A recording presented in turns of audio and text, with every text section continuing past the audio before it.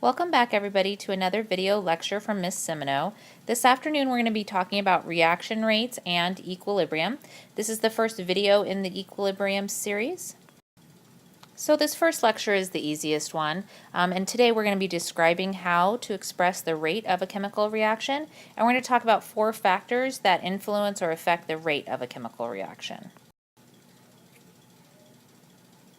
So here in the collision theory, we can discuss about how fast reactions are going to occur. If a very fast reaction would be like a firecracker, a slow reaction would be the time it took to make coal, or a moderate one would be such as like food spoilage. And the way that we define a rate, it is a measure of the speed of any change that occurs within an interval of time. So the way that we normally measure this in chemistry is we take the amount of reactant changing per unit time. So we might say 3 moles are changing per year, or 5 grams are changing per second. So we take that amount over the time to express our rate. Here's just a funny slide. This is why saying knowing the rate of the reaction is important, because apparently this reaction was happening very quickly, and apparently exothermic would be my guess here. And so it happened, and so it exploded. Yes, that did happen very fast. I don't know if we should include this slide, especially since he's thinking that was very fun. Oh look, he's a genius. He's going to try it again, and he's wondering if he should be wearing his safety goggles. So in order for a reaction to occur, the molecules must collide, and so that's why we have this thing called the collision molecule. So our key idea, the molecules must touch or collide in order to react. A good thing to know, though, is that only a small fraction of these collisions produce a reaction, and there's a couple reasons we'll discuss why sometimes they don't produce a reaction. One thing here is that particles lacking the necessary kinetic energy to react will bounce apart unchanged when they collide. If they don't have enough energy, they won't go ahead and they will not form that reaction. Another thing that particles need to have is they must have enough energy to produce the reaction, and so this must exceed the activation energy, which is the minimum energy needed to react. So I like this picture here. So we're not going to get this ball over the hill. We're not going to get the ball down here unless we have enough energy to first push it up here. So we could call this the activation energy, like the energy required to get it to the top of the hill so that the reaction can occur. So some things to think about is, will a AA battery start a car? No, because there's not enough activation energy there to get the car started. Or another way that you might want to think about this is think of clay clumps thrown together gently. They don't stick, but if they're thrown together forcefully enough, they will stick tightly to each other. So another thing to think about is this thing called an activated complex. So an activated complex is an unstable arrangement of atoms that forms momentarily. You can see that it's a really small time frame here, and it's at the peak of the activation energy barrier. So on that last slide we kind of saw like this little hill thing here. So at the top, here's where we'd find that activated complex. This is sometimes called the transition state because you're in between the reactants and the products that are forming. And here notice it says forming the products is very likely, or the reformation of the reactants. Both outcomes are equally likely, so you could kind of imagine there's an equal chance of it rolling down this way or rolling down this way towards the products. So here's just one of those slides where it has like the questions already answered for you. So let's just go ahead and go over these. So the first thing says which are at a higher energy, the reactants or the products. So if we look here on this axis, we've got the reactants, we've got the products. So we can see that the reactants, okay, are at a higher energy level than the products. The second one says read is the energy absorbed or released in progressing from the reactants to the products. So as we go down this way, we're going to see that energy is being absorbed. And that's because we have to have an increase up to this activated complex. You can see that the graph is rising here. And then interpret. Once the activated complex is formed, will it always proceed to form the products? Remember we said that no, either one is equally likely, so it could form the products or it could go back and reform the reactants. This collision model can help us do a couple of things.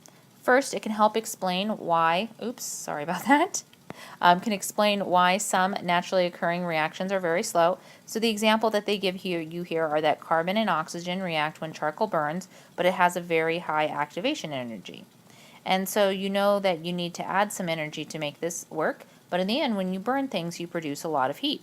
At room temperature, the collisions between the carbon and oxygen are not enough to cause a reaction, so that's why your paper doesn't just light on fire on your desk, but you have to have some activation energy, like add some heat to it in order to make it burn.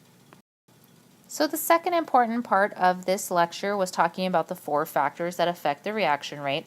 We've sort of talked about these before when we were talking about solutions and the formation of solutions.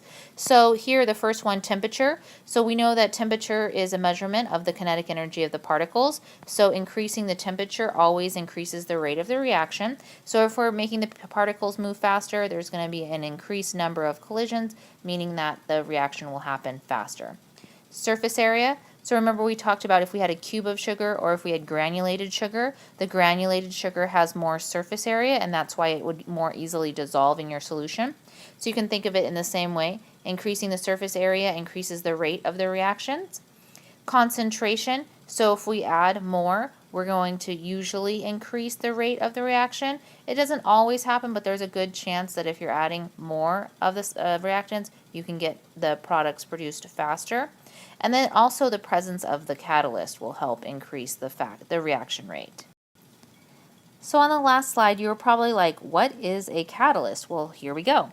A catalyst is a substance that speeds up a reaction without being consumed itself in the reaction.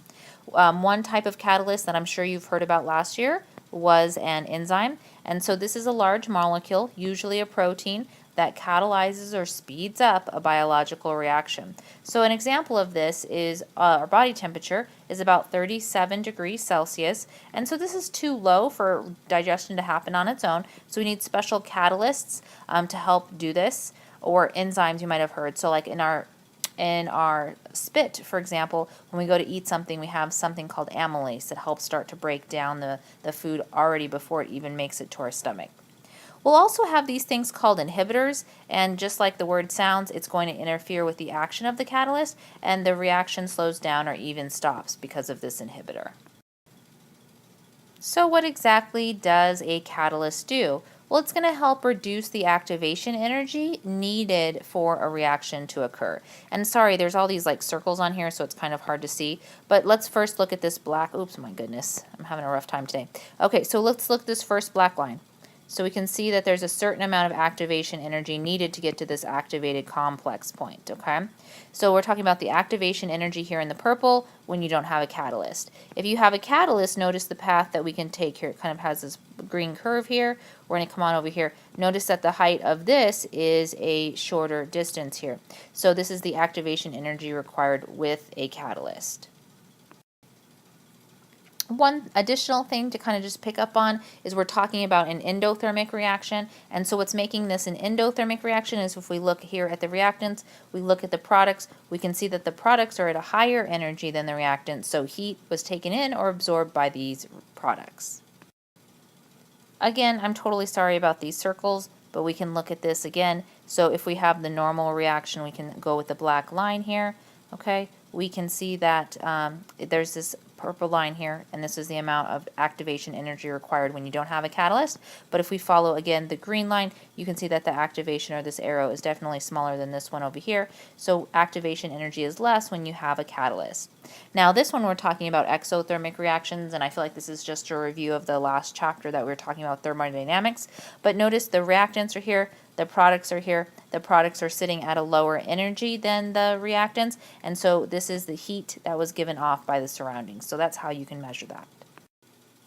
So as always, you guys, make sure that you jot down any questions that you have about the video.